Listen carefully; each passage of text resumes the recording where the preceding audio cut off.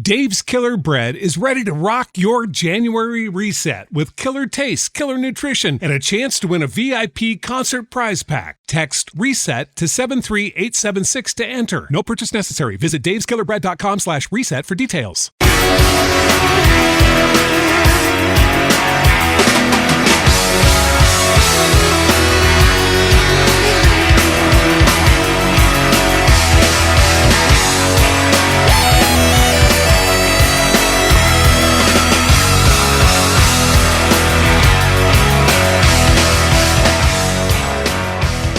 This is how I got motivated to lose weight. It was a weird way. I got an email from Amazon.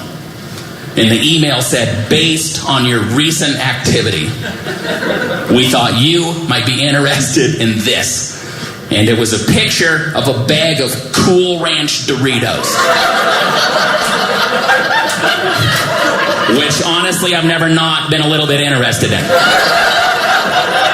Unless you've been reading my journal, not sure how that's your business, Amazon.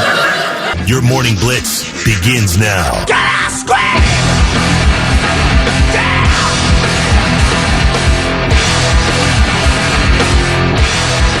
3, Kelly. Yeah? 3 what? degrees. All right. Hey, all right. Let me just make a quick adjustment here. Yesterday, I was all like, don't you have a good enough coat? And who cares? It's cold. It's winter. We need a deep freeze. We've gone too far. The temperature's gone too low. I've reached my limit. You're right. When you said it was painful to be outside, I was like, and I think it was because I was hangry that I was getting on you yesterday about not having a good enough coat and all that. I was hangry. You know it. I know it. The whole world knows it. I can definitely tell a difference today. Yes. I've had some nutrition. And I'm going to have more here soon. Kelly was fasting yesterday because she was having a physical. I hadn't eaten since 2 o'clock the day before. And so I was really, really on a real anger bender. So anyway, yes, I'm outside with my dog yesterday and I'm like, this blows. I am unhappy, and that's after I had a meal. So I'm with you. It's gone too far. And I'm with you on we need a deep freeze. We need to kill the bugs. It will make for a better fishing season, but that doesn't mean I'm going to sit here and act like I like it. Yeah, because I don't, and it's about to get worse. Okay, so we're going to get up to 19 today. Oh, right? But we will see a little sunshine, so that's nice. Ow. Okay. That's hilarious. Oh. Tonight we'll get down to 9. And then we're going to have a nice little warm up for the weekend. We got 31, 37, 38, through the weekend. The problem is we go right back down beginning Sunday night, and it's going to be worse because Monday and Tuesday of next week, the high is going to be 10, and we're going to get below 0 at night. So those bugs are dying, though. They are. Those bugs are dying. Let's try to keep it focused on a positive thing. The bugs are dying, but you know what? It's not a great time to be a dog owner. It truly is not, especially a very energetic dog. It probably doesn't even faze him, though, does it? I mean, he's out running. He doesn't care. He does like the snow, but it does take him a little bit. It takes us some convincing to get him out. The only reason that we do convince him and don't let him just lay around all day is because we know that we'll be in for it at night. Right. Like with... the energy. Oh, yeah. So we have to get him out, whatever. I mean, it's everybody's problem. We're not alone. But it is painful out there. It is painful. It hurts. You are so right. Yeah. 3 right now. 5 to 10 below, wind chill. Oh. Yeah, it's cold, man. Oh my God, my truck warmed up for 20 minutes this morning. I'm so glad that Charlie got a new battery put in my car 2 months ago, maybe a month ago. I'm so very glad about that. So anyway, we're up and running, baby. This was just kind of odd to me because, ever since China Dynasty on Lane Avenue closed, we've been looking for a good Chinese restaurant. I've talked about it on the air. Got a lot of great suggestions from listeners. I've tried so many of their suggestions. Okay, nothing's really... Well, there were a couple for this place called Wild Ginger that I hadn't gotten to yet, and it's in Hilliard. Okay. Well, they've got 4. There's one in Plain City, one in Lancaster, one in Polaris, and then this one in Hilliard on Hilliard Rome Road that I'd been meaning to try. And then my son said they had it, and it was great. So we got it, and we really liked it. It was really good. It's just been so hard, I think, because I was just spoiled. Because, I mean, China Dynasty was voted the #1 Chinese restaurant for years in Columbus. But then I saw this morning they got burglarized the other night. Somebody broke in, busted the glass on the front doors, ripped out their register, and took off with it. And it was just odd because we just had food there a week ago. Man. And all that was in it was quarters, nickels, and dimes. That's all that was in this cash register. Is it enough to buy crack? I don't think so. But it's going to cost them a lot more than that because, the broken glass, the register. I do hope they had surveillance. Do they have surveillance video? I don't know. Please tell me they do. I don't know. But they said the damage was extensive, and I would assume they have insurance to cover that. I would think you probably have to when you open a restaurant. They didn't ask for any, GoFundMe or anything like that. They just said, we just appreciate your support dining in or ordering out. Yeah. And it was really good. So I just wanted to give them a shout out. Now tell me the name of it again. Wild Ginger. In Hilliard. Hilliard, Plain City, Lancaster, and Polaris. We still, the only, Chinese food or Asian food that we ever go to still is, oh my gosh, Easton, the chain. Molly Woo's? No. Oh, yeah, I know what you're talking about. You know what I'm talking about. Oh my gosh, I'm picturing it. Yeah, I know. I can see the doors. There's one at Tuttle, too. They've got that lion out front where you can see it's BH. What? In concrete. Yeah, that concrete lion. So because we're 12, always take our picture by the lion BH. Really? Yeah. Not Mark Pies. Why am I thinking that? Oh my gosh! Come on, guys! 99,700. You know what I'm talking about? I'm losing my mind trying to remember right now. Oh my gosh! But anyway, that's the one we always go to. Easton. Asian food. I'm looking and I'm not seeing the name anywhere. This is ridiculous. P.F. Chang's. Yeah, I just saw it at the same time you did. Holy cow, between the two of us, we do not even have a fully functioning brain. It's because it's so cold. Thank you. Everybody's coming through with a Keith, Kelly, another Keith. Anyway, yeah. Brain's frozen. It's just cold. That's why. We have an excuse. 3 degrees outside. Yeah. Oh, my gosh. All right. No, it's a horse. It's not a lion. It's a horse BH. Well, that's really weird. A lion makes more sense at a Chinese restaurant. I don't know, man. Or a dragon. I'm not functioning properly yet. Maybe I'm still malnourished. 3 degrees, Kelly. Just blame the cold. Yes. That's what I'm doing. That's what I'm doing all day. What a mess. We need to play a song or something. All right. Well, let me tell you this. We do have another 4-pack of tickets to the North Coast Golf and Travel Show to give away this morning. And we have a pair of tickets to the concert we just announced yesterday, which was Coheed and Cambria with special guest Taking Back Sunday. And that is going to happen at Kemba Live Outdoor on Saturday, August 23rd. Tickets go on sale this Friday at 10 a.m. through AXS.com. So we will give those away today as well. Right now, Morning Blitz Trivia, $25 to waterbeds and stuff. If you're the first one who can text in the correct answer at 99,700. This rock singer, she dumped a guy, this rock and roll singer, she dumped a guy because he fell asleep on a date with her at a concert. Who is the rock singer? Be the first to tell us at 99,700. You'll get the gift card. The Mighty Met on the Morning Blitz, 6:24. It's Kelly Quinn and Thick Rick on a very cold Wednesday. Now says 2 degrees, and Trash Man Dave says the effing bugs are dead now. Yeah. He's done. The bugs are dead. Give us our lives back. Good morning to Michael McClaskey. Then Adam says current temperature in the middle of nowhere, Fayette County, and he posted a picture, and it said -6. Whoa. -6 Fahrenheit. So. Holy moly. Poor people in, what's there, Washington Courthouse? Washington Courthouse. Ugh.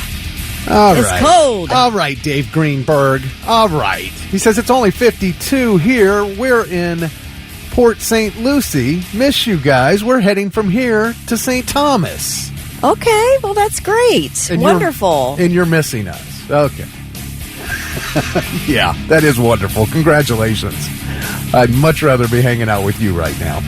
All right. And then Chris says highs of 4 degrees and 2 degrees here on Monday and Tuesday, but he didn't say where here was. So Is it that much colder in Fayette County than here? I don't know. I didn't think it would be that much difference.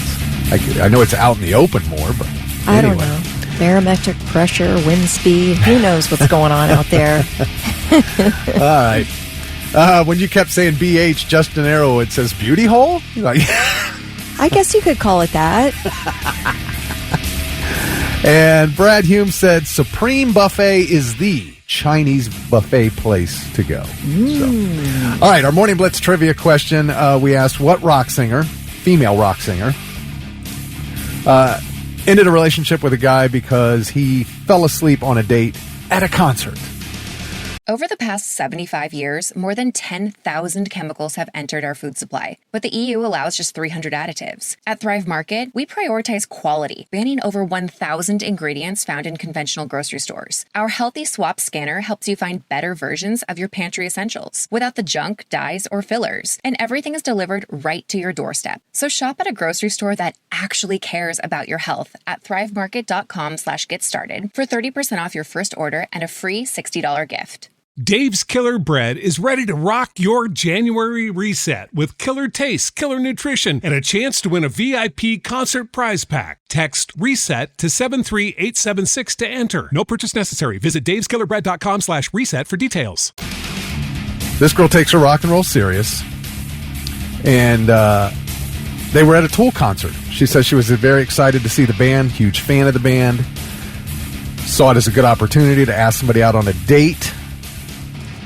She was going to go with her brother, who's in the band, RJ. He couldn't go. There was your clue. Yes, it was Lizzie Hale. Okay, but to be fair, yeah, some of Tool's songs never end. Okay? Like, you could probably really get into a groove. It kind of gets you in that headspace where it's like, okay, I can see myself, if I'm sleep deprived, maybe taking a nap and still being able to wake up for the end of the song. No. If I'm going to sleep at a concert, I shouldn't be at that concert. I mean, that's... And I know what you're saying, but I mean, if you're a Tool fan, like if you're a diehard Tool fan, you want that. It's kind of like the jam bands, you know, the people who go to see Fish or the Grateful Dead, and they have these 15-minute jams that... Right, but they're a different vibe. It's like a party up. It's like keeping your brain moving. Tool, you can really relax to Tool. I mean, am I crazy? Well, they do, and they do have some like 11 and 13-minute songs. I mean, you can sort of get into a vibe of just absolute relaxation with the tone of some of their music, I think. I defend the guy. I mean, he's obviously not the right person for Lizzie Hale. That really ticked her off. Well, she is a massive Tool fan, like huge fan. And then I guess you learned a tough lesson. I'm sorry for your experience, Lizzie, but... Yeah, don't invite a non-massive Tool fan to the concert. She has a current boyfriend, and I don't know who he is. His name is Joe Hottinger. Anyway, they're on an acoustic tour right now. But she said, yeah, you know, you fall asleep at a concert on a date, that's a total deal breaker, she said. So anyway, you know, I don't know. That seems kind of odd at a rock concert. Here's the odd thing to me. I think it'd be too loud. I don't hate falling asleep at a Tool concert. What I hate is that you fell asleep during a date. Like, that's rude. Well, yeah. You're being rude, and it's not a band thing. You're on a date with someone super hot here. What are you doing, my man? Like, you blew it with Lizzie Hale? Right. Oh. You know, my wife's mother, my mother-in-law, or her dad used to get season tickets to the Buckeyes, and he would drag my mother-in-law along to the game, and she would fall asleep. How? At the game. I don't know, but it was always, it's been a joke I've heard in that family forever. She'd fall asleep. Did she have narcolepsy? She just didn't care. Really didn't care. That is care. Too funny. I wonder where the craziest place people have ever fallen asleep at. That's a good question. Yeah, you can text that in at 99700. Got to say congrats to Tina Shepard from Lewis Center. She was the first one to text in the correct answer. She's got $25 to waterbeds and stuff. I fell asleep about 15 minutes into seeing Ghostbusters at the movie theater and never woke up. You've still never seen the movie. I've still never seen the movie. That is hilarious. You'd think that'd be too loud, but no, man, I had a great sleep. It's the Morning Blitz. And now it's time for I've Got Something. Let's see if these dummies have anything worthwhile for us. All right, I've got something. I showed you this video, I think Monday, after the Packers game on Sunday night. I showed it to you, I think Monday, sometime. Guy calling the girl, Go ahead. There's this, it went viral, this video, in the stands of an NFL playoff game Sunday night. This man was captured on video, a Eagles fan, completely heckling a female Packers fan. I'm sorry, I'm trying to get this straight. All right, so this man has been identified as Ryan Caldwell, was captured on video heckling a female Packers fan. He repeatedly called her ugly and a dumb C word, and then he called her an ugly dumb C word. Her fiance's filming this, and he's like, don't call my fiance this. And he's like, well, I'm sorry, she's an ugly dumb C word. So this fiance, and the Eagles then did win over the Packers. The fiance was so upset about this, obviously, he posts the whole video on X. Then this video gets reposted everywhere. Wow. The internet immediately gets busy. They found this guy so fast. Like I said, his name's Ryan Caldwell. They found out where he works. Oof. They sent the video to his employer. Oof. Apparently he's was a project manager at a consulting firm called BCT Partners. That consulting firm had to make a public statement about this. This just happened Sunday night, saying they began a full investigation, but that the behavior was not consistent with their values. And as of this morning, this guy's entire profile on the company website has been deleted. He's been removed from the website. And then, the fans and the internet started burying the Eagles' social media sites with demands to ban this guy from attending any more games. And the Eagles did. Really? The Eagles banned this man, Ryan Caldwell, from attending any more home games for the rest of his life. Oh, and the team is sending the woman that he was calling the ugly, dumb C word a bunch of Packers gear as an apology. Oh, my God. I'm shocked. Yeah. You're not so tough, are you, small guy? No. So we had the video, but the crowd noise is so loud you can't hear the guy saying it. You can hear the fiance saying, don't call my fiance this. But, you can easily find it on there. Yeah, if you turn it up really loud, but it's, coming through the radio, it's just, it's hard. It's tough. If you turn up really loud and keep listening, you'll kind of hear it come through, and he definitely says it. Yeah. There's no question. But the Eagles fans, they were coming out and saying, this does not represent us. We are disgusted by this man. Real? The Eagles fans were saying this. Well, then I don't know what games they've been to over the last 20 years, but I'm telling you right now, how many times have I said they're the worst fans in the league, and they don't want opposing fans in their stadium, and that's why they treat people like that. Well, it turns out you need to bring your wife along and have someone berate your wife. You need to post it on the internet, and then that particular fan will be banned, and the rest of the Eagles fan, they are applauding it. They love it that this guy got banned. Wow, I'm shocked. I'm shocked. Yep.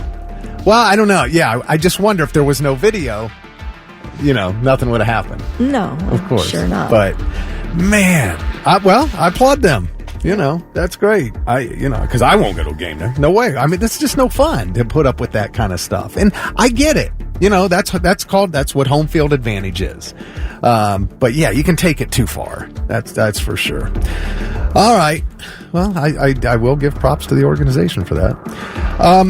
So yesterday we were eating lunch and watching the what was it? Confirmation hearing for Pete Hegseth. Man, that was some great entertainment. Because it's like the one guy from the left bashes him, tries to make him look bad, and one person to the right props him up, tries to make him look great. And I'm like, well, this is typical.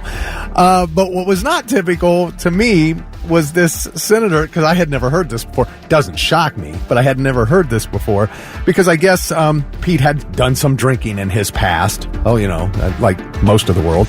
I don't know how serious it was. I didn't know anything about it really. But one guy was being critical of his drinking in the past and stuff. And then this Senator Mark Wayne Mullen from Oklahoma, he came out and said this. The senator from Virginia starts bringing up the fact that what if you showed up drunk to your job? How many senators have showed up drunk to vote at night? Have any of you guys asked them to step down and resign from their job? And don't tell me you haven't seen it, because I know you have. And then how many senators do you know have got a divorce for cheating on their wives? Did you ask them to step down? No, but it's for show. You guys make sure you make a big show and point out the hypocrisy because a man's made a mistake. Then he went on to say, we've all made mistakes. I've made mistakes. Everybody's made mistakes in their past. But I was just like, wow, somebody in our government was finally honest. Somebody said the truth about something. I don't think I've ever considered drunk voting. I know. They were like, at night, when we take a vote at night, you've all seen it. People come in drunk and vote. I'm like, what the heck? Yeah, so these big bills that will affect all of our lives, they're voting on them drunk. I'm sure 5 gin and tonics in and you got to come back to vote. I just want, maybe I'm sure that there are people who have gone to the polls to vote that were drunk, just like for an election. I don't hate that as much as I hate an elected official drunk voting. Oh my God, that's nuts. You've all seen it. I know you've all seen it. Really? What do we do? What's going on? I watched that live and I heard him say that and I looked at my wife and go, really? They're all showing up and voting drunk? Okay, well that explains a lot. That definitely explains a lot. All right, so just before we got into I've Got Something, we were talking about the fact that Lizzie Hale dumped a guy because she's a huge fan of the band Tool, and they went to a Tool concert, and the guy fell asleep. So she said that was absolutely a deal breaker, and Kelly brought up, the question, where's the strangest place you ever fell asleep? Yeah, I fell asleep right after the movie Ghostbusters started at the theater. They were comfy seats. I fell sound asleep. I've never seen the movie to this day. Zach says a guy he works with drives a floor scrubber, and he fell asleep while driving the floor scrubber. That's hilarious. He said he kept driving and he eventually it came to a stop. Yeah. It just came to a stop. Keisha says her dad fell asleep at a Metallica concert. Oh, no, I don't even understand that. Sometimes you're just really tired. That's all I'm saying. But it's so loud. Yeah, and Byron, how the F do you fall asleep at a Tool concert? And he lost Lizzie Hale. Do you know what I would do for a date with her? Jackson says when he was 10, he fell asleep at a Springsteen concert, and his mom will not let him live it down to this day. He's 27 years old now. Oh, man.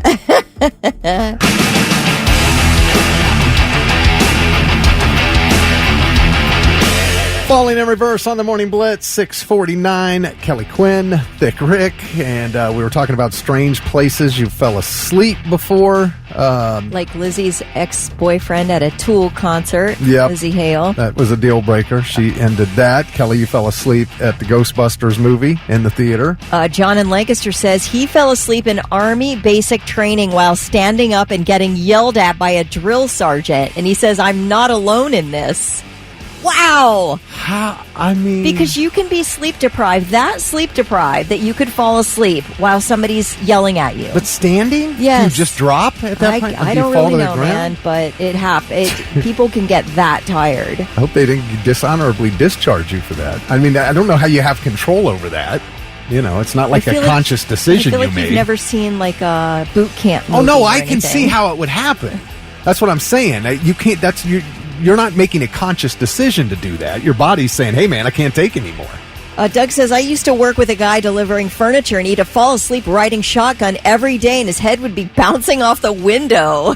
He said I would purposely hit holes so his head would bounce, and he would never wake up. Oh, my gosh. You guys. That is, all right, okay, why not? Now, we had a guy here, Hiram. He fell Hiram Osborne,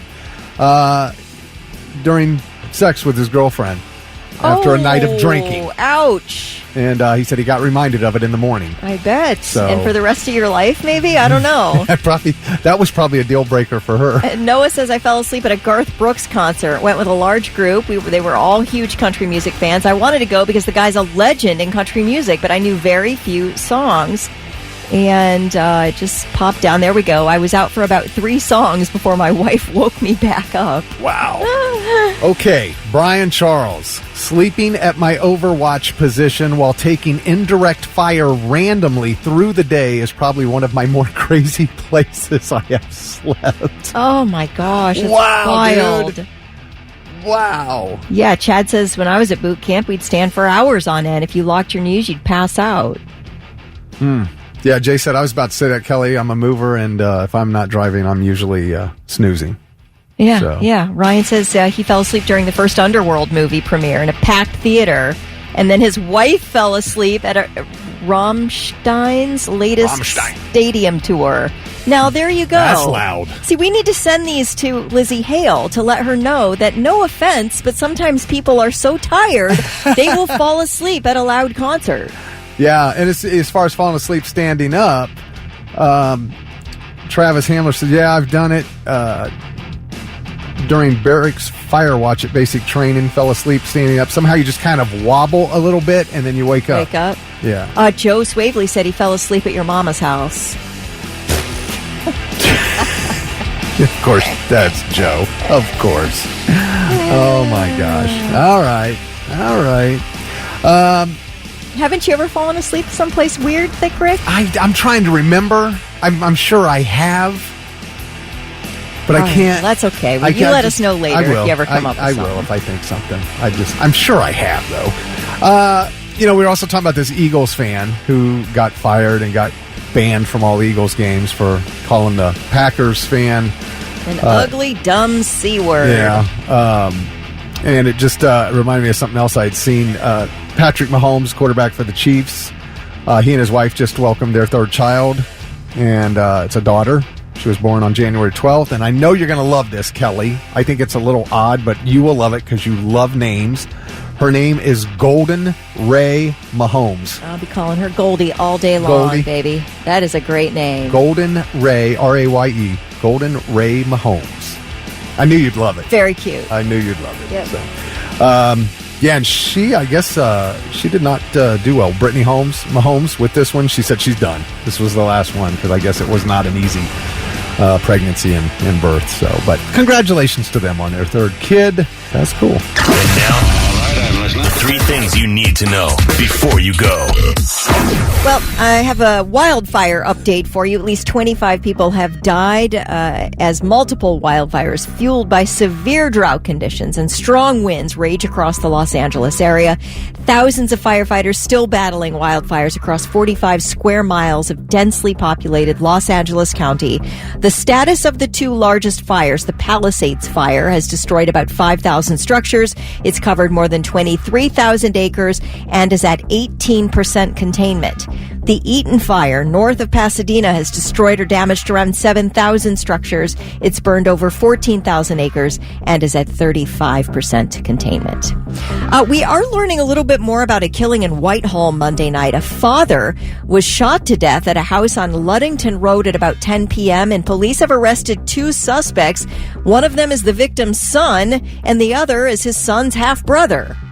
So some type of family issue here, obviously. 21-year-old Jiron Lyles and 20-year-old Christian Bird are in the Franklin County Jail charged with murder. Now, how about this family matter involving another murder? It is now a murder case being heard in a court in Darlington, England, where a father fatally stabbed his 14-year-old daughter during what he says was a play fight in their kitchen over the summer. Scarlett Vickers suffered a 4-inch deep wound to her chest, and she bled to death at her home. Now, her parents are the only witnesses to this now, so their side of the story is the only one we get. But her parents' names are Simon Vickers and Sarah Hall. And they told police they were all, quote, mucking about, as they normally did. They love to throw food and utensils at each other while making dinner in the kitchen. That's just normal for them. In fact, a paramedic at the scene says he overheard the mom say that her husband and daughter were play fighting and chucking knives at each other. Simon, the dad, says his daughter took out a knife to cut garlic bread, and that what he meant to do was grab a spatula to throw at her, but accidentally grabbed the knife. Okay. She says right when he grabbed the knife, she lunged at him and the knife just went in. When authorities arrived, Simon then explained that 1 minute I was cooking, the next minute there's blood gushing out of my daughter's chest. And then he told them that he thought he grabbed a pair of tongs and threw them over his shoulder, but obviously it was a knife. So we got a lot of different stories here. Yeah, dude. But what we do know is this girl had a 4-inch deep wound to her chest. So basically, the prosecution saying, you must have been holding that knife pretty tight for her to run into you 4 inches deep here. I don't know what in the world possessed him to want to stab his daughter, but that's what he did. Yeah. Obviously. I think the court knows it. They're just trying to figure out how to...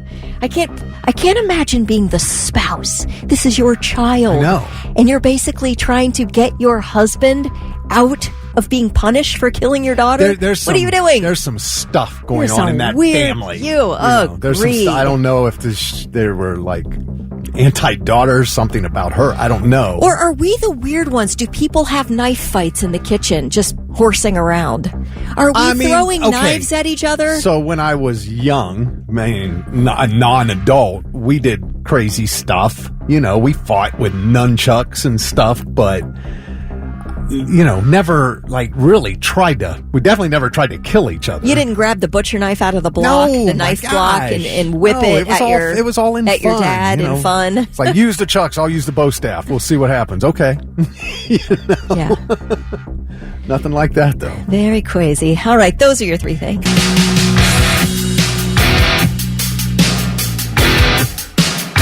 Buck Cherry on the Morning Blitz, 7:08. Kelly Quinn, Thick Rick, and guys, Jessica Simpson's on the market again.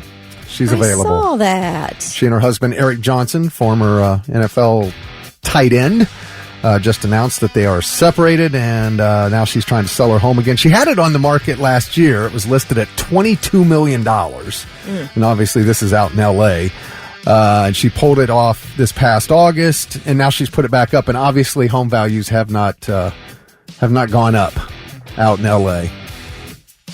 So it's now at $17.9 million. I feel like a home would be at a premium. You could charge anything in L.A. because there aren't any left. I guess, but I think people are probably going to wait. I don't know. I don't know where the end of this crazy fire is. Collect your insurance money and then buy Jessica Simpson's house.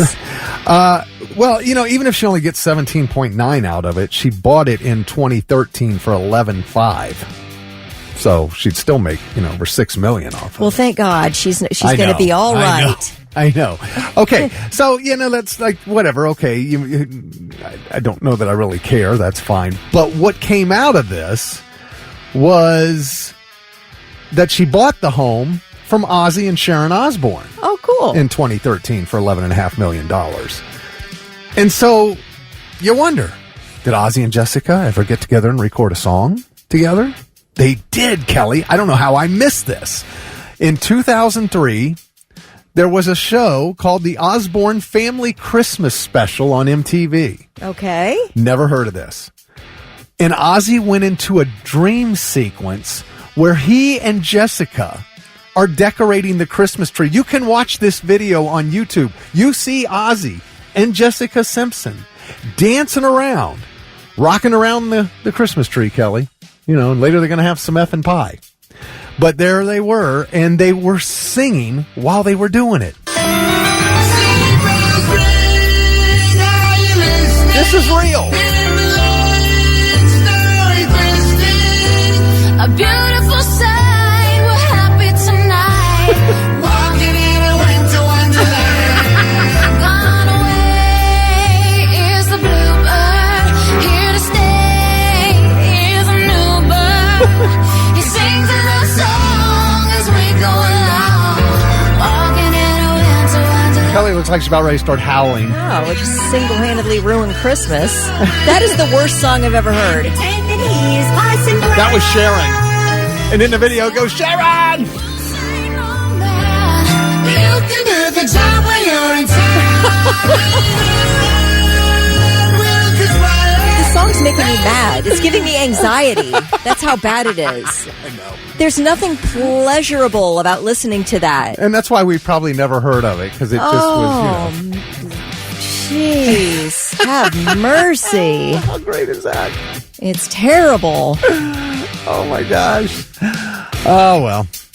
All right. I did want to remind you, we do have tickets to the North Coast Golf and Travel Show coming up January 24th and 26th, through the 26th, the Ohio Expo Center.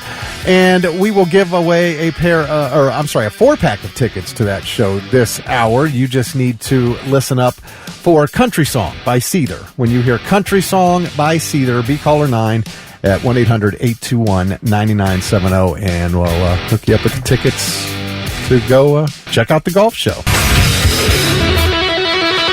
White Zombie, the Morning Blitz, 7:23. That's Kelly Quinn. I'm Thick Rick, talking about concert lists. When I say list, I mean first concert, last concert, worst concert, loudest concert, best, most, happy who you got to see, wish you could have seen, next concert, all that. So it's posted over on the Blitz Facebook page. I filled mine out yesterday. My first concert was Ozzy.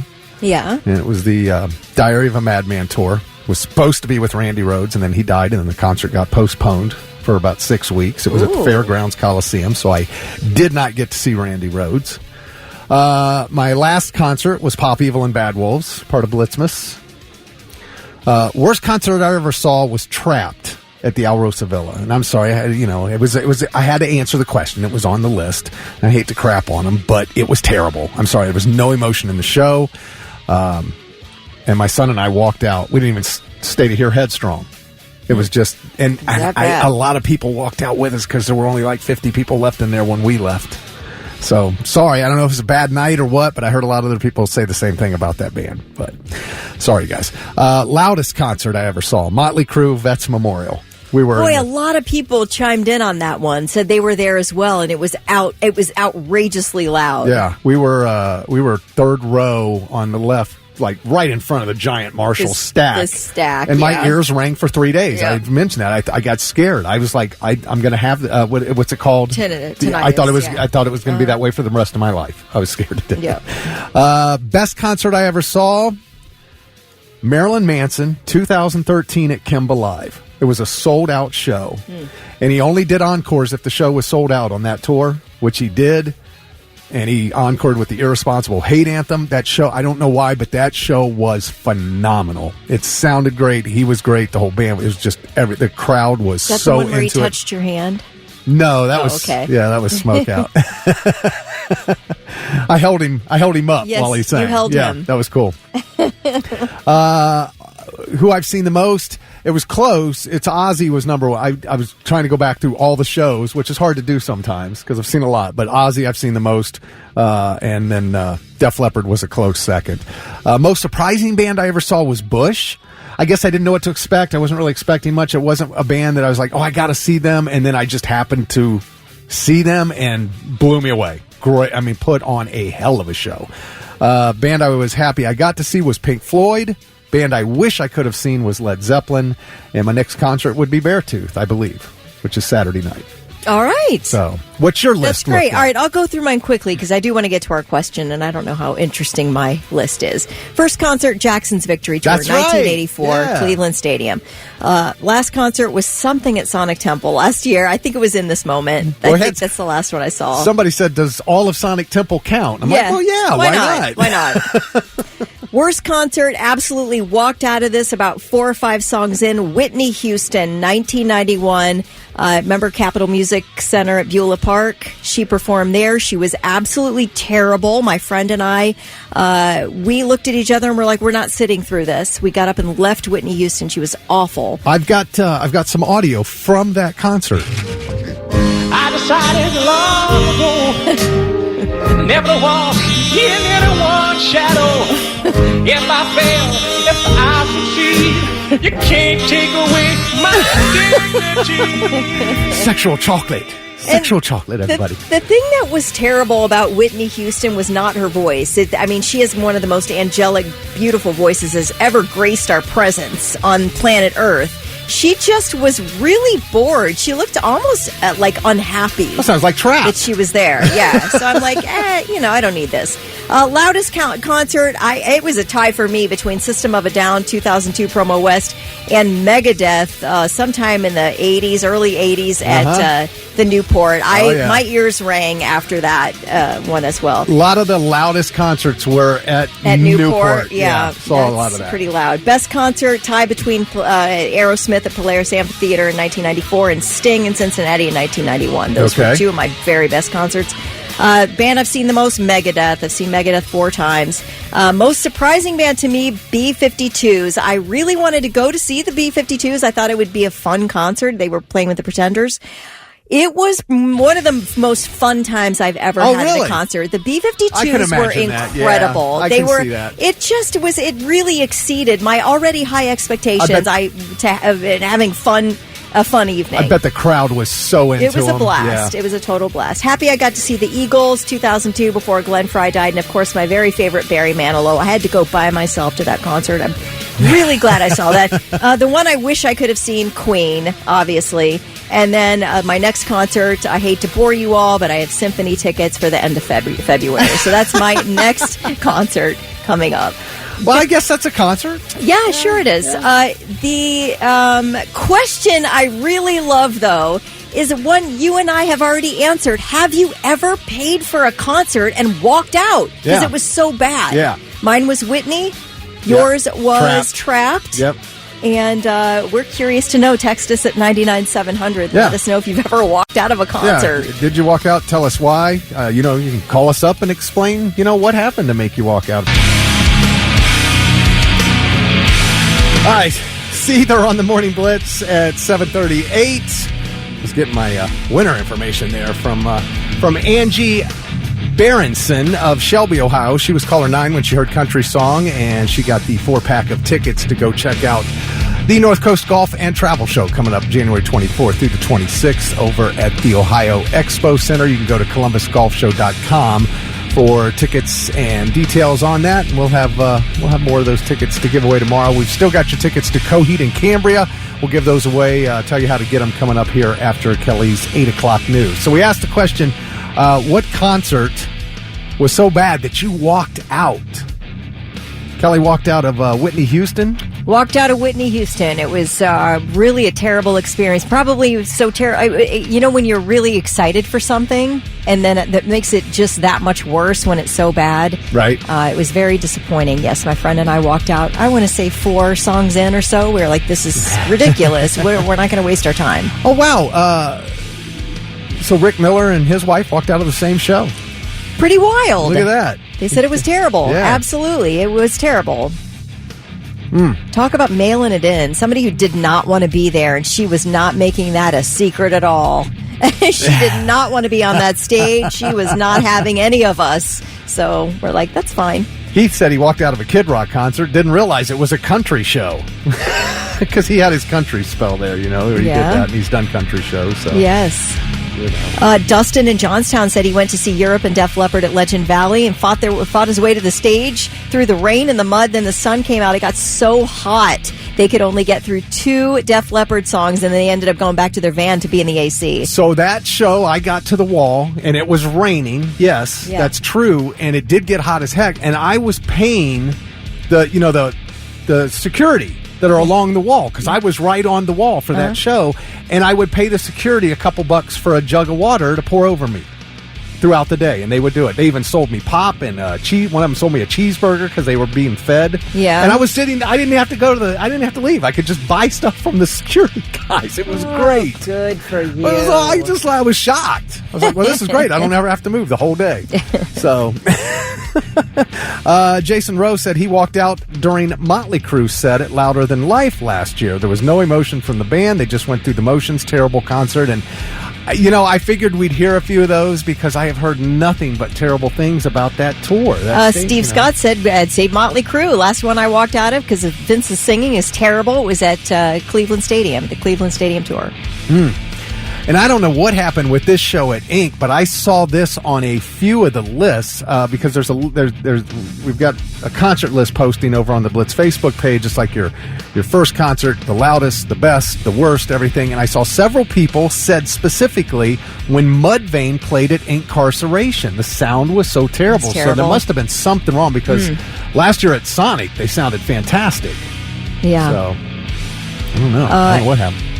Yeah, let's see. This person said they saw Hank Williams Jr. and Guns N' Roses at the Nutter Center, I guess, walked out of both of the concerts. Hank was too drunk and Axl was talking too much political BS. These were separate shows, right? Okay. I was just making sure it wasn't like GNR and Hank.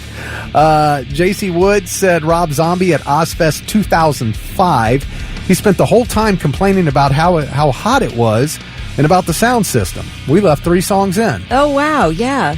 Sometimes you're just like, I don't need this. Yeah. I don't need to be berated in my life. I don't play your music or we're gone. Let's see here. Gerald said they almost left during Dirty Honey. They were opening for someone and they almost left, but they knew they couldn't get back in, so they just sucked it up. Matt said, I leave a Disturbed show whenever he plays Sound of Silence. Worst cover ever. Well, don't they always do that song? I would think. So, I don't think that's not an indication it was a bad show. You just hate the cover of the song.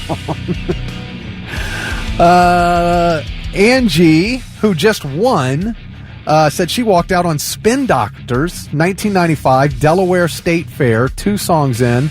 Was a hot mess, and even his own band didn't trust him on the stage. Oh, wow. Thank God the tickets were free. Now, you walked out of a free concert.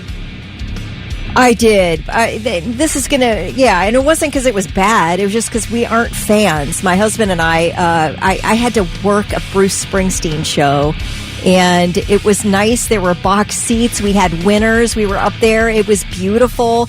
Bruce Springsteen, if you're a fan, it was a really lovely atmosphere. My husband and I aren't fans of Bruce, so we recognize his talent, but we're just not sure. So we left, I would say 3 songs in, and the security guard at the door was like, why are you leaving? And we're like, oh, no, I was just working. It's not bad. The concert's fine. But the guy was like, what are you leaving this concert for? He couldn't believe it. But, if we're not, we just felt like going to do something else that night. So no offense to Bruce Springsteen. I'm sure the concert was perfect. That happens, and I understand heat, too. That can be an issue. We went to Monsters of Rock, and I'm sure there's people listening who were at this show. It was the Monsters of Rock in Akron at the Akron Rubber Bowl. Well, the temperature that day was 101. On the floor, on the field, it got up to 112. Yeah. Because of all the people and everything. And so there were 5 bands, and we were there from the minute the gates open. It's like walking into Sonic from the time the gates open and staying on there right to the end. It was so hot. We were so wiped out that we could not finish Van Halen. Wow. We had to, none of us could. We could barely stand.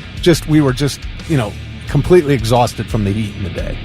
I'm trying to figure this one out. Is POD a Christian group? Yeah. Okay, all right, because this person texted in, probably about 10 years ago, my youth group went to the LC to see POD and Red. I don't know that group, who were the openers for Buck Cherry. So they were there, they saw the openers, then Buck Cherry came on with Crazy B. Yeah. And everyone's boobies started popping out, and they made them leave. Oh, is that right? Oh, man. So you didn't leave because it was a bad show. No. You left because it was a good show. Because of the boobies. It was a great show. That stinks, man. Big boobs. Right, yeah. Right. That's a terrible Mike says, I left during a Gretchen Wilson concert. She was so drunk she forgot the words to her own songs. I can believe that. Joe said, Sick Puppies at Kemba opening for 3 Days Grace. They sounded horrible. Ooh. So they were done. Derek said, Trans-Siberian Orchestra. You really only know one song going in, and then they tell a hard-to-follow story the whole time. Have you seen them? Never. I only know that one song that was made to the person's Christmas lights. That's the only Trans-Siberian Orchestra song I know. Yeah, Christmas Eve in Sarajevo. Yeah, it's a Carol of the Bells spin-off, or whatever you want to call it. No, I've heard so many people say this, that song is phenomenal, but that they're their whole show is really boring. I've heard that. And Is that right? I've seen video footage of it, and it certainly doesn't look boring, but I don't know. If you don't know anything else by them, I guess maybe that's, I get it. So. All right, well, you can keep these coming. We're wondering if you ever walked out of a concert and why. TJ said Metallica at the Horseshoe. The field was a hot skillet. I've heard, I know. And a lot of people say that was their favorite show, but it was like so hot it was miserable. But it was such a phenomenal show. That was one. I think that was with Linkin Park, by the way. I believe that was Metallica and Linkin Park at Ohio Stadium. But yeah, that heat can ruin a day, man, when it gets that hot.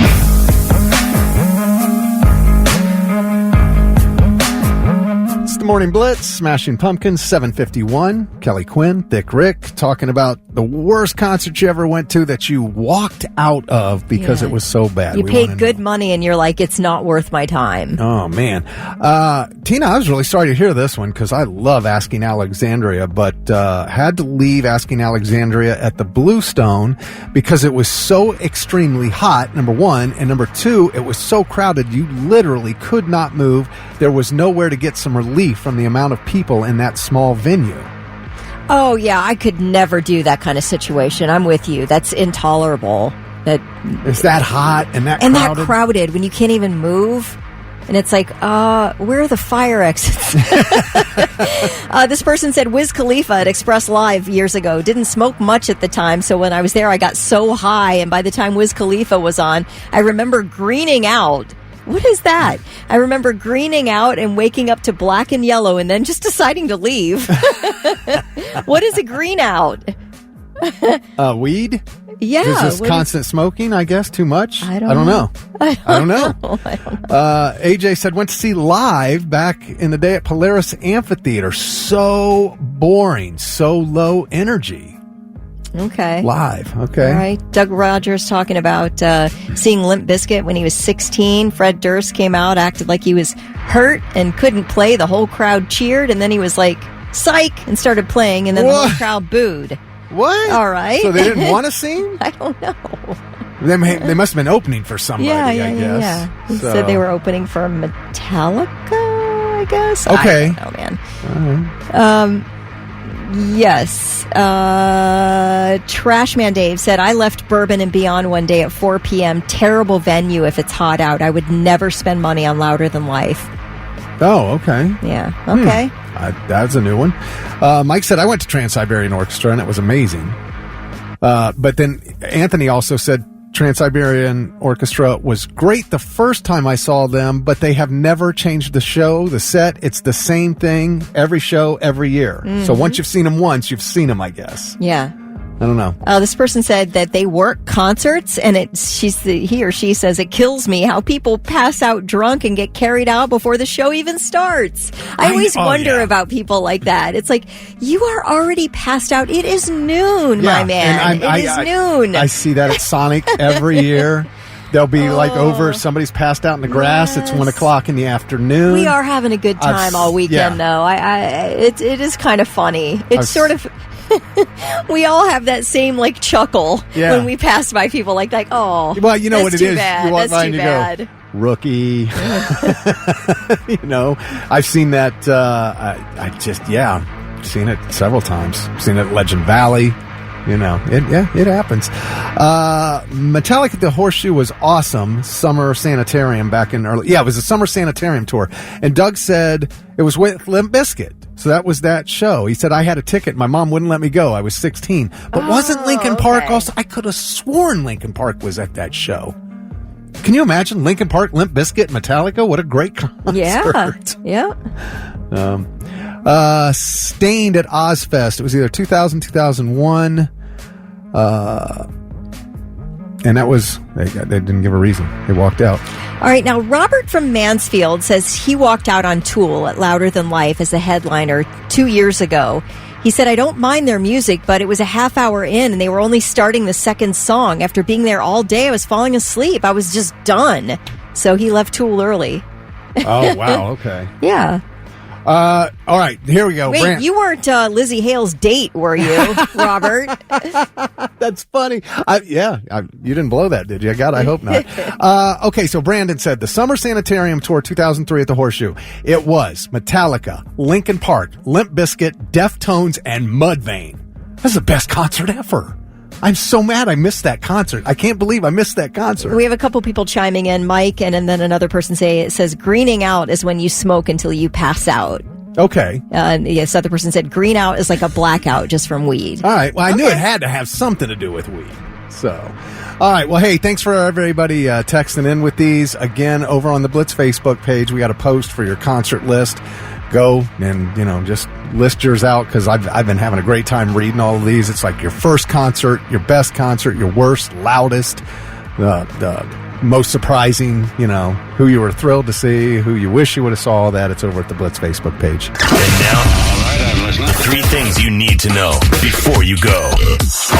All right, as I said, arguably one of the worst parts of a physical examination is when you're immediately asked to step on the scale. And if your calculated BMI, body mass index, is over 30, you are marked as clinically obese on your charts and informed of such. And if that's ever been told to you and you absolutely know, number one, either you're in shape, number two, the BMI is ridiculous in a way to mark whether you're healthy or not.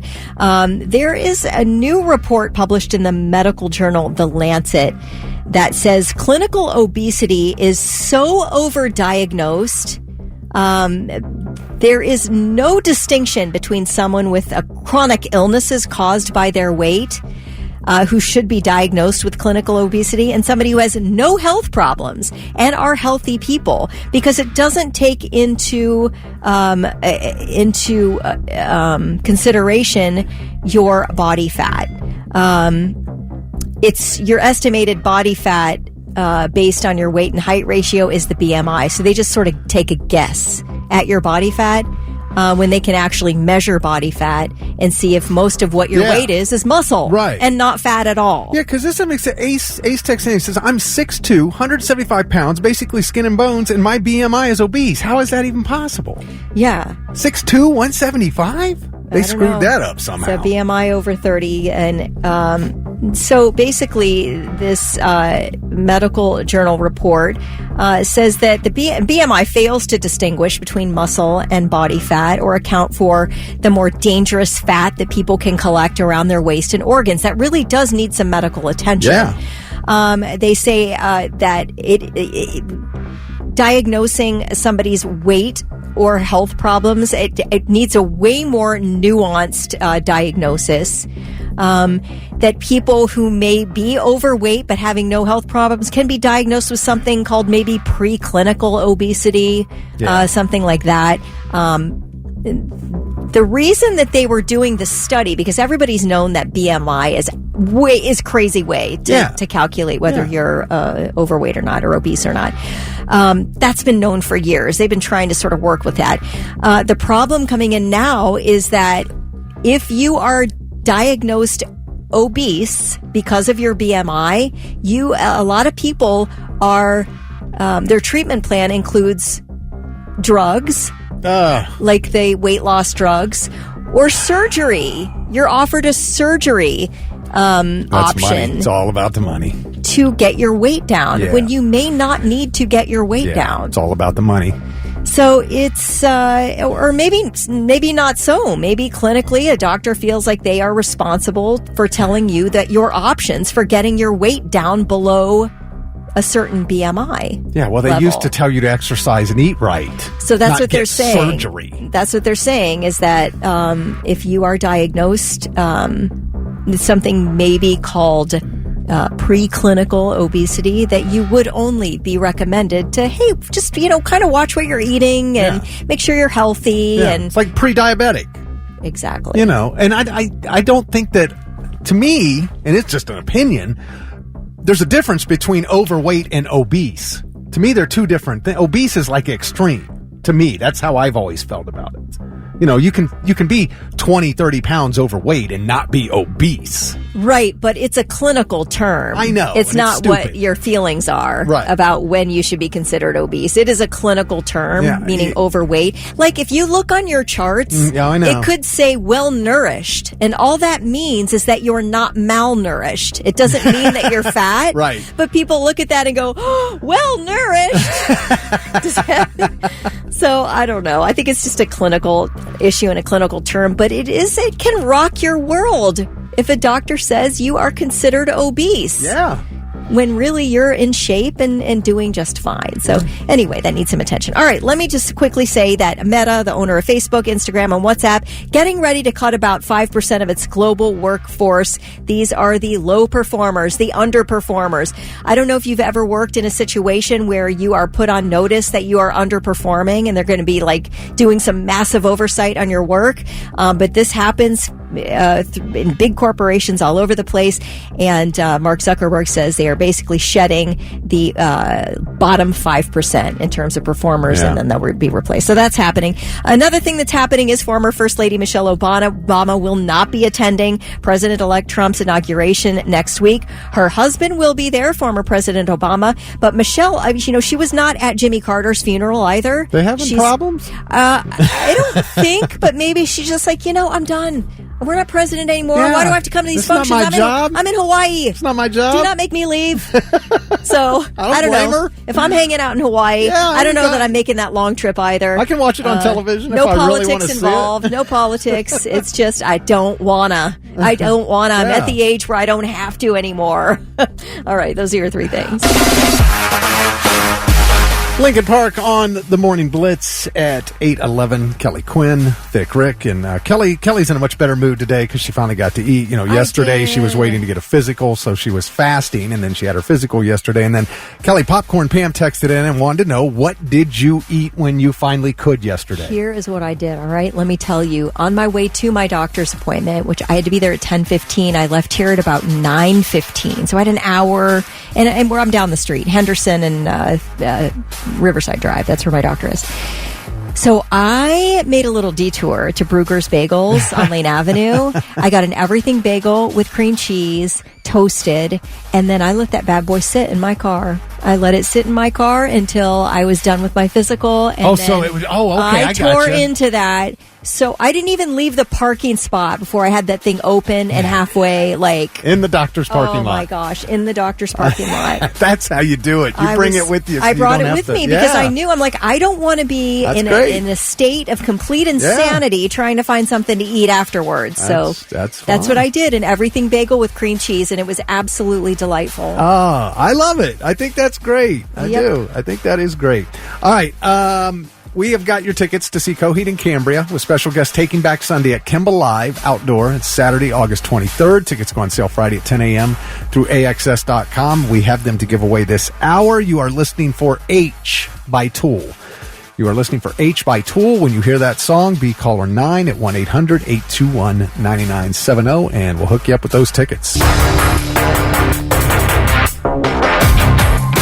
The Morning Blitz at 8:23. Nirvana there. Kelly Quinn over there. I'm Thick Rick. And Kelly, David Schwimmer, that would be Ross Geller from Friends, of course.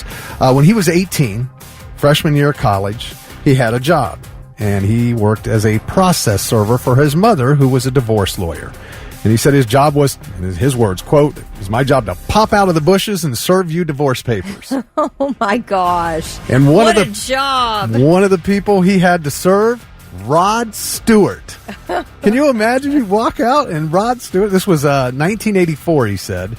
And he was being served by his first wife, Elena Stewart, who he married in 1979. You said you follow her on social media? I do. It's Alana Stewart, and she, I love her. I absolutely love her. She was married to Rod Stewart, and she was married to George Hamilton. She was married to George Hamilton back in the 70s. They hang out all the time. All the time. She has kids with both men, and they spend holidays together. They do a bunch of stuff together. So Rod Stewart pops up on her Instagram all the time. Interesting. Yeah, they're still buds. Yeah, I do know some people like that who were able to stay friends and be really cool and be great for the kids. Right, great for the kids. It can be done. It can be done. You don't have to be terrible to each other. Yeah. David said, thank goodness I've never run into him since, although I don't even know if he knows. I don't think he does know. Like who... That probably wasn't Rod Stewart's focus, who the process server was. It was more like, what's the paperwork in your hands? Yeah, what did David Schwimmer even look like at the age of 18? So, yeah, he said, of course, now he told the story on The Late Show with Stephen Colbert. He said, so there's a good chance he knows now. Yeah. So. I'm sure it's water under the bridge. I think, isn't Rod Stewart happily married? I think he is. I think so, yeah. Yeah, no, I don't think it's a big deal at this point. Speaking of divorce, though, this woman divorced her millionaire husband because she was getting with Brad Pitt, or so she thought. It was unbelievable. It was a 53-year-old woman in France, and she got scammed by a fake Brad. He sent her pictures, Kelly. He said he was in the hospital, and he didn't have access to his money because he was going through the divorce, with Angelina Jolie. He said he was in the hospital with kidney cancer and he needed money for treatments. And he sent her pictures. It was him. It looked like him. And some of them you can definitely tell that it's like, I don't know, photoshopped or whatever. And he's in the hospital. I mean, pictures of him in the hospital bed with wires hooked up to him and stuff. And I'm like, oh my God, she fell for this. And she thought she was going to get with Brad Pitt, and she transferred. She divorced her husband. She took $850,000 of the settlement and transferred it to a Turkish account that Brad could access, the fake Brad Pitt could access. And this past summer, she finally realized it was a scam when she saw photos of Brad with his girlfriend. Is it Ines de Ramon, whoever he's dating now? She saw pictures of him in the tabloids or whatever. Well, he's not in the hospital. You've heard this before. I remember when it happened. Yes. Oh my gosh. It's been happening. Yeah, it was happening. Like Gerard Butler. I think somebody thought they were dating Keanu Reeves. I think this happens fairly regularly, that we're catfished by who we think is a celebrity. But man, for you to be like this high level, A-lister, and you were able to con somebody into giving you $850,000, and now she said she had to be hospitalized for severe depression. Oh my gosh! God, that's really sad. Is it? She said, I asked myself why they chose me to do such harm like this. I've never harmed anyone. These people deserve hell. You divorced your husband because you thought you were going to get with Brad Pitt. Yeah, that is pretty crappy. Okay. That's pretty crappy. So maybe that's why it happened to you. Well, her lucky husband that he's, out of that mess. So I can't feel too bad for her. Yeah. You're right. If she'd been single, it'd be different. She's the a-hole in this situation. Well, so the other guy is too. Yeah. But she mainly is like, what are you doing? I got to say, I need to get a load of this lady. I need to see what she looks like. Oh, you got to see the pictures. Just for the fun of it. You got to see the pictures that he sent her. I saw those. Oh, you did? Yeah, with him in the hospital. And you can tell a couple of them is his head on somebody else. You can absolutely tell it wasn't the best Photoshop job in the world. So, yeah, look her up. Tool and H on the Morning Blitz. That was the song you were listening for to call in to be caller 9 to win tickets to see Coheed and Cambria with Taking Back Sunday. And Cameron Rowland from Columbus was the 9th caller, so he got hooked up with those tickets. He's out working HVAC right now and trying to stay warm. It's tough out there. Golly, so it is cold. tough out there today. 4 degrees. Woof. So, yeah, and it's going to get worse. That show coming up, by the way, at Kimba Live. It's not till Saturday, August 23rd. It'll be much warmer then. And tickets will go on sale Friday morning, 10 a.m. through AXS.com. We'll have another chance for you to win coming up tomorrow. Right now, time for some Blitz Therapy brought to you by Tri-State Men's Health. And you can email me, thickrick@theblitz.com. If you ever just want some, unbiased advice on anything, and we got an email about anything right now, Kelly. This one says, my husband pees on the toilet seat. I feel like there's other women out there with this issue, right? There are just some guys who just, I don't know. They won't put the seat up or whatever. But she says, my husband pees on the toilet seat, won't lift the top seat that you sit on. I begged him for years to please lift the seat when he pees. After 7 years, I got tired of asking him because I would always sit where, he did his business. And it was so gross. So I started cleaning the seat off with his bath towel, and I have never stopped since. He has no idea. We have now been together for 10 years. Am I an a-hole? That is Becky in Marysville. I think the only way you went wrong here is that he has no idea. He should know you're doing that. Because honestly, if your husband is such a child that he cannot either sit down and aim his wee-wee into the toilet or lift the seat and pee like a proper man, then you can say, listen, I've told you for 7 years that I'm sitting in your pee on the toilet seat. I'm not doing it anymore. From here on out, if there is anything on that seat, it's getting wiped up with your bath towel, okay? And that's just got to be fair here. All right, this is how we're going to handle this. Because, and my second question to you, Becky in Marysville, is how useless is this man with other household tasks? This really makes me insane that he does not respect you enough to clean up his own bodily mess. That is absolutely disgusting, and I'm very curious to know how he lives the rest of his life. Is he just super responsible with everything else, but this is just the one area where he can't be bothered? I don't know. I would tell him you're doing it. And say, we need to handle this because this is absolutely disgusting. And it really is childish behavior that you're not cleaning up after yourself. And it's making me angry enough that I'm going to start wiping up your pee with your bath towel. And then you can deal with it again in some way or another. Okay. This one definitely hit a nerve, and I get it. It just angers me that somebody can be that disgusting and that disrespectful for years on end and will not clean up after themselves. That lazy. This is not an adult.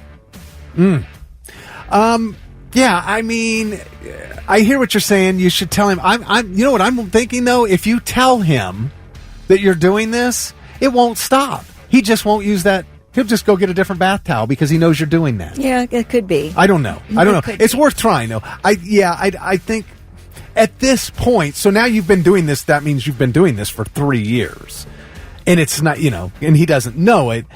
But, I mean, here's what I will say. I've been married for a long time.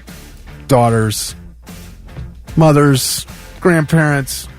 I've gotten to know women, and y'all are very tolerant. Y'all will put up with a lot until you won't. And when you reach that point, it's over. And you're right, she does need to tell him, because if this doesn't stop, it will be the end of them. Eventually, it will push her over the top. Many people are saying threaten the toothbrush, clean it with the toothbrush, use his toothbrush. We have had so many fish. Justine, let's see, Doug. We've had so many people say use the toothbrush, but a lot of people agree. Cody says, bro, just lift the effing seat, you man-child. For sure. Carrie says, men are animals. Really, dude? It's not rocket science.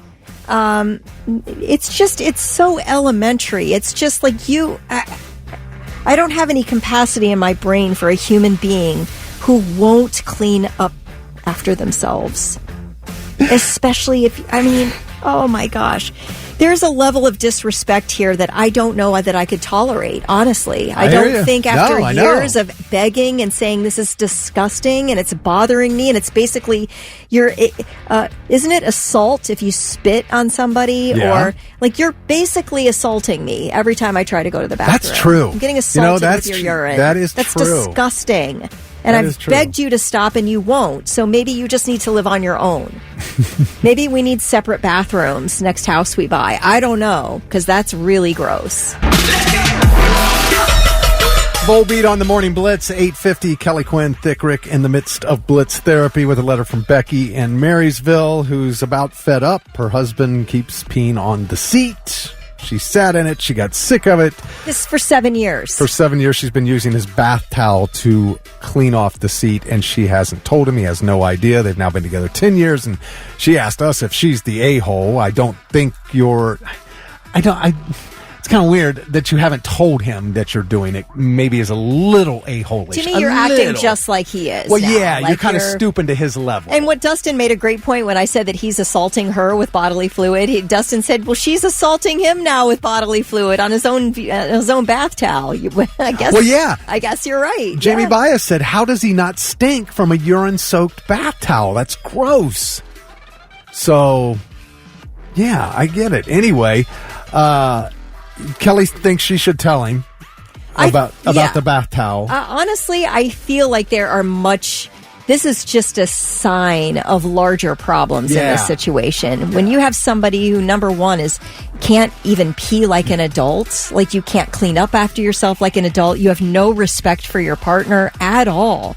Like zero care or respect for her well-being. There is a big problem in this marriage outside of your little pee battles that you have going on in the bathroom.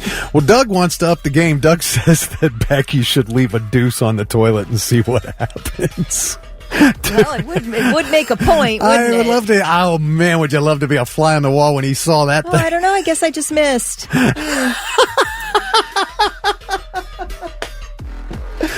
Justine said, he's start leaving your used tampons around. Oh my god! I mean, but that's the thing. It's like, are we like being adults at this point? No, we're not solving a problem here. We're just getting back at each other. That does not a healthy marriage make.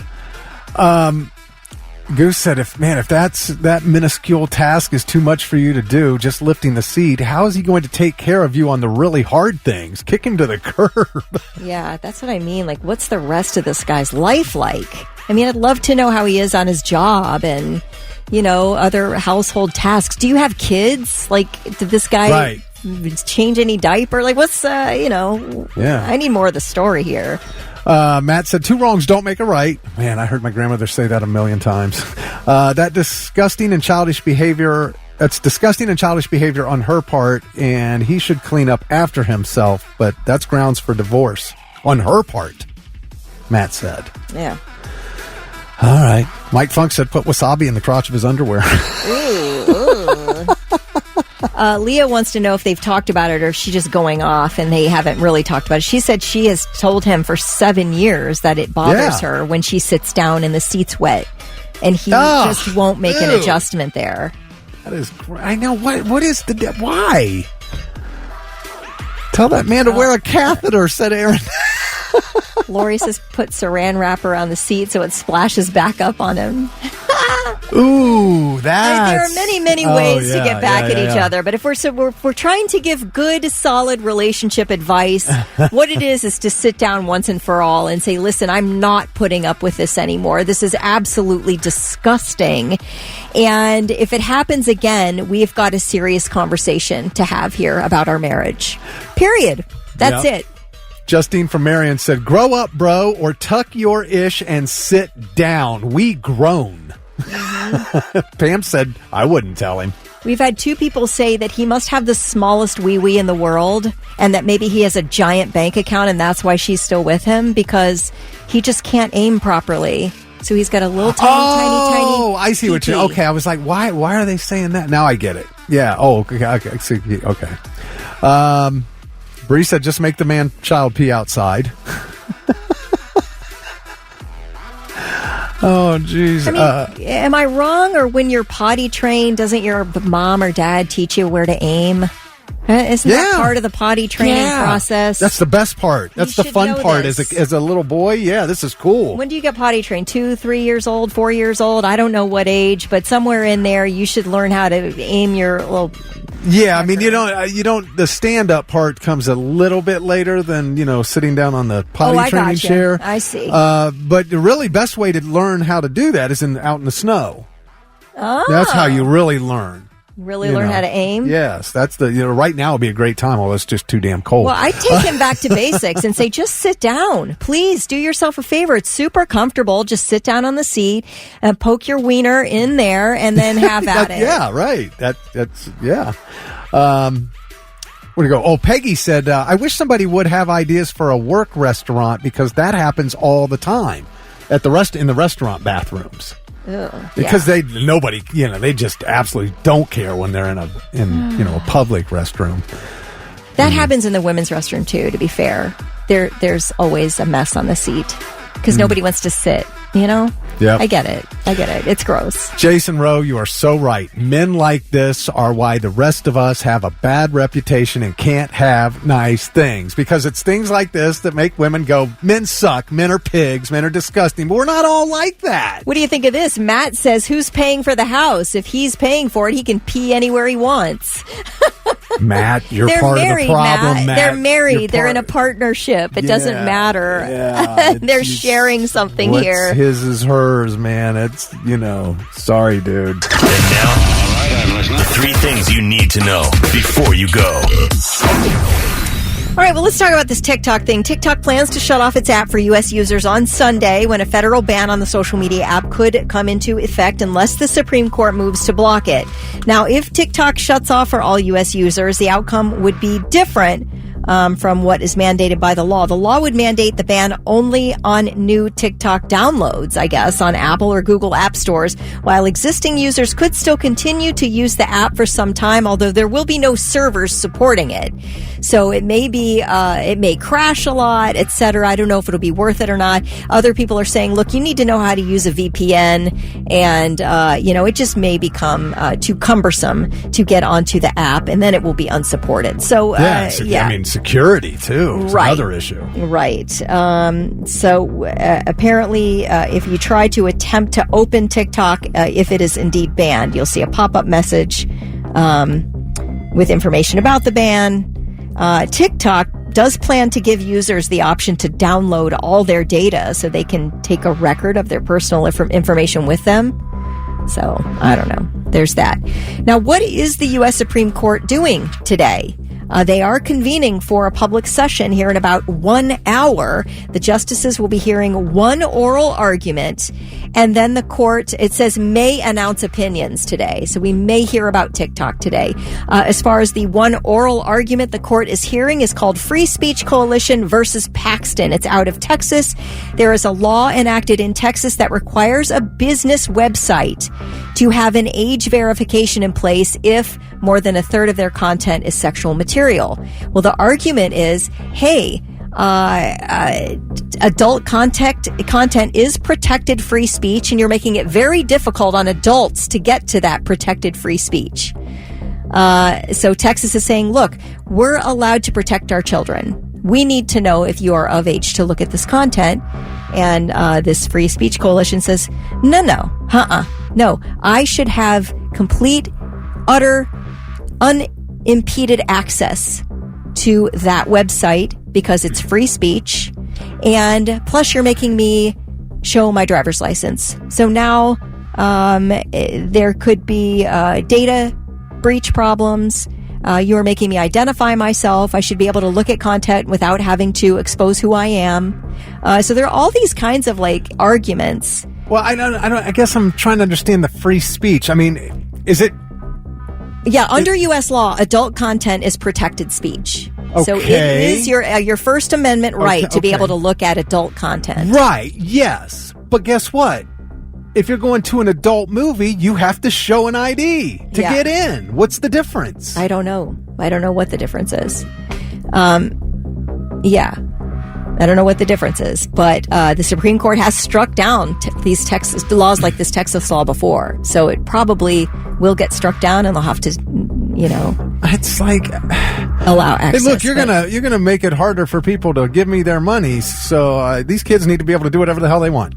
Is what I'm hearing there. Well, what they're saying is basically protecting your child is not as important as giving a 25-year-old with no driver's license access to porn. All right, man. Yeah. I mean, if you're an adult and you want to look at porn, you absolutely should be allowed to look at all the porn you want. But if you're 12, no. Yeah. It's got to be. I mean, we got to have some common sense. Yeah. So. Whatever. Yeah. I don't know. All right, Paris Hilton has raised at least $800,000 for victims of the LA wildfires. She said yesterday that her nonprofit called 1111 Media Impact raised emergency relief funds in the past 72 hours. She says $150,000 has already been granted to the GoFundMe Wildfire Relief Fund, which will provide 150 families impacted by the Eaton fire with immediate cash assistance. Her own home was destroyed last week by the Palisades fire, so there's that.